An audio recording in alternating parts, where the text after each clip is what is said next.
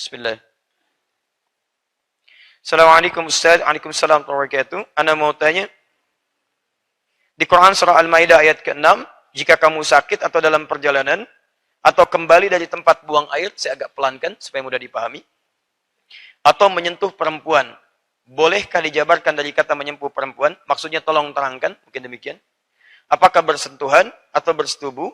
Lantas bagaimana dengan hadis riwayat Abu Daud nomor 179, At-Tirmidzi nomor 86, Ibnu Majah nomor 502. Dari mana antum tahu nomornya? Bahwa Nabi SAW mencium salah seorang istrinya, kemudian keluar untuk sholat dan tidak berwudu kembali. Kita lihat dulu ayatnya. Baca kalimatnya, setelah paham bandingkan dengan hadisnya. Teman-teman sekalian, mari kita lihat Quran surah kelima, Al-Maidah ayat ke-6. Paling kiri sebelah atas. Ya ayyuhalladzina amanu idza qumtum ilas shalah faghsilu wujuhakum wa aydiyakum ilal marafiq wamsahu bi ru'usikum wa arjulakum ilal ka'bain. Teruskan sampai ke mendapatkan ayat ini. Jika kamu sakit atau dalam perjalanan, wa in kuntum marda aw 'ala safarin aw jaa ahadun minkum minal ghaid aw lamastumun nisa. Lihat ayatnya. Aw lamastumun nisa. Lamastum. Tumun nisa.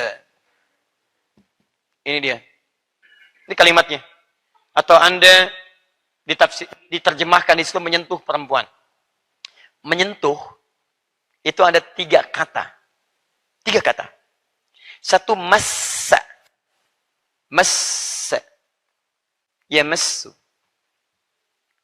Kalimat massa pertama bisa ditemukan di Al-Baqarah ayat 214. Paling kanan sebelah bawah. Am hasibtum an tadkhulul jannata walamma ya'tikum mathalul ladzina khalau min qablikum massathumul ba'sa. Massa. Ya. Menyentuh. 2, lamasa. Menyentuh.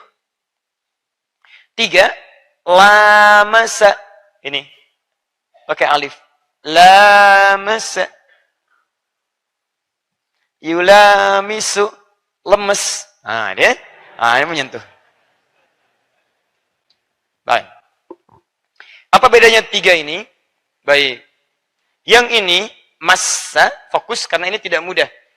Saya beri kitabnya dulu. Saya kasih referensinya supaya bisa dibaca. Kitabnya namanya Al-Furuq Al-Lughawiyah. Kelihatan ini? Belum ya, saya tulis dulu Mas ya. Saya tulis baru kelihatannya. Al-Furuq Al-Lughawiyah. Karangan siapa? Karangan Abu Hilal Al-Askari. Abu Hilal Al-Askari. Ya. Al-Furuq Al-Lughawiyah ini kitab khusus yang dikarang seorang ulama, gelarnya Abu Hilal Al-Askari untuk membedakan kalimat-kalimat. Misal, termasuk di Quran, Anda temukan kok bisa 2 lafaz terjemahannya sama. Wahyu pertama turun, Iqra bismi rabbikal ladzi khalaq. Iqra artinya bacalah. Kok bisa ada ayat turun, Utslu ma uhya ilaika minal kitab. Quran surah 29 ayat 45. Di sana Iqra, di sini Utslu. Apa bedanya Iqra dengan Utslu?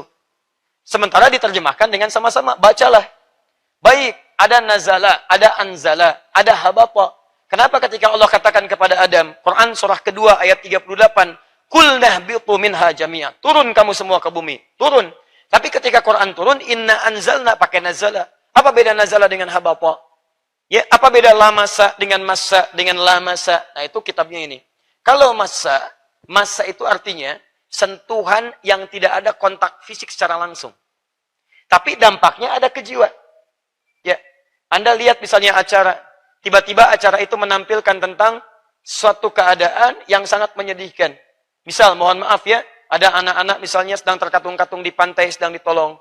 Atau misalnya ada orang kena banjir. Atau ada orang kesulitan luar biasa. Tiba-tiba hati Anda kena kesuan dan menangis gitu. Ya, pernah ada suasana itu?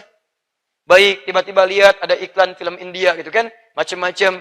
Wah, di balik pohon tiba-tiba ada suasana begini, begitu gitu kan. Hati Anda ada rasa kegembiraan, ada tawa, ada macam-macam. Pernah seperti itu? Itu massa namanya, sentuhan yang hadir, tapi tidak ada kontak langsung dengan bendanya. Ya, maaf. Contoh sesuatu yang membatalkan wudhu dengan massa. Anda lihat misalnya tiba-tiba sedang lihat handphone atau di TV ada gambar-gambar yang tidak elok dipandang dan sebagainya, ada sentuhan, gejolak ke dalam jiwa Anda misalnya. sampai ada pikiran-pikiran tertentu, itu bisa membatalkan wudhu. Itu massa namanya. Jelas ya? Di orang yang disebut dengan massa artinya tidak menyentuh langsung, tapi lengket dengan hasil dari apa yang ada pada objek itu. Walaupun tidak menyentuhnya langsung. Jelas ya? Makanannya enak banget ya. Enak banget ya. Kayaknya kalau bisa didapatkan, enak. Padahal cuma di menu aja begini. Ya, makanan tidak dimakan, disentuh juga tidak. Itu massa namanya. Paham ya? Baik. Ini satu. Ada sekarang diberi nama dengan nama ini, Messi. Ya. Lionel Messi. Dengan sentuhan ke bolanya, kuat itu. Ya. Luar biasa. Saya nggak pernah nonton yang begitu. Baik. Tapi lagi naik mengalahkan Ronaldo. Ronaldo sekarang sedang redup dia ya. Masya Allah, golnya sedang tidak ada. Itu lain waktu lah kita bahas ya. Tapi saya nggak pernah nonton. Kedua, lamasa. Kalau lamasa, itu ada sentuhan. Sentuhan. Baik. Lamasa. Jelas ya? Makanan Anda pegang, lamasa. Jelas? Handphone Anda pegang, lamasa. Papan tulis, saya pegang begini, lamasa. Jelas? Baik. Itu sentuhan dengan fisik. Kalau lamasa, setiap yang ada alif setelah huruf pertama, itu artinya saling. Saling, kalau saling itu, memang ada kesan pengen di situ. Dua-duanya punya niat untuk saling menyentuh. Lamasa, saling sentuh. Sofaha, salaman. Sofaha, saling bersalaman. Saya pengen nyalamin, teman saya pengen nyalamin. Ketika kita pengen salaman, jadinya sofaha, yusofihu, tasofu, saling bersalaman. Paham? Baik, perhatikan ayatnya. Menggunakan masa, lamasa atau lamasa. Lamasa. Aulamastumun nisa. Lamasa. Atau Anda memang pernah menyentuh perempuan, baik maksudnya suami dengan istri, dalam konteks ini ada niat untuk menyentuh. Ada niat untuk berhubungan. Yang dimaksudkan di sini hubungan-hubungan. Baik hubungan seksual atau pendahuluan kepada seksual. Ada sentuhan di situ. Baik ya? Mau kemana malam itu? Mau ke hatimu? Masya Allah gitu kan? Terus ngobrol-ngobrol, itu muqaddimah al-jima atau pendahuluan-pendahuluan. Baik. Kalau gitu, tolong bikinkan teh manis dulu ya. Tapi jangan terlalu manis mah. Yang penting setia. Masya ya, misal gitu kan? Ini sudah lama masa di sini. Gak usah ditulis. Gak usah ditulis. Baik. Saya nonton kayaknya ini malam ini. Baik, paham ya? Jadi lihat ayatnya. Kadang-kadang penting kita mempelajari nilai itu supaya ada kesepahaman yang baik. Jadi kalau yang dimaksudkan dengan lama jelas membatalkan wudhu. Nah, Nabi SAW dalam konteks berbeda. Beliau mau keluar, tidak ada konteks yang dimaksudkan untuk berhubungan. Hanya memberikan tanda sayang pada istrinya. Ya kemudian beliau berangkat, atau bahkan beliau pernah sholat. Sayyidah Aisyah tangannya pernah mengenai bagian kaki Nabi SAW, tapi tetap diteruskan sholatnya.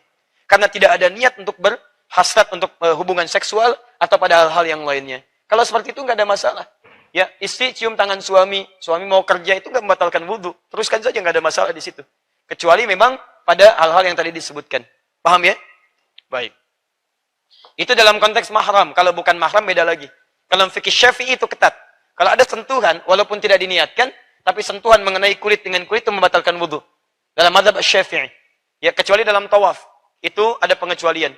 Misal Anda teman di kantor misalnya kan, dan sudah berwudhu, lewat sentuhan, atau sengaja bersalaman. Walaupun sengaja bersalaman, tapi tidak ada hasad seksual, itu dalam fikih Syafi'i sangat ketat. Berwudhu kembali. Karena memang tidak diniatkan, tapi kadang-kadang memberikan rasa tertentu. Ya, sentuhan, setan masuk, dan sebagainya. Berikan gambaran ini, itu, dan seterusnya.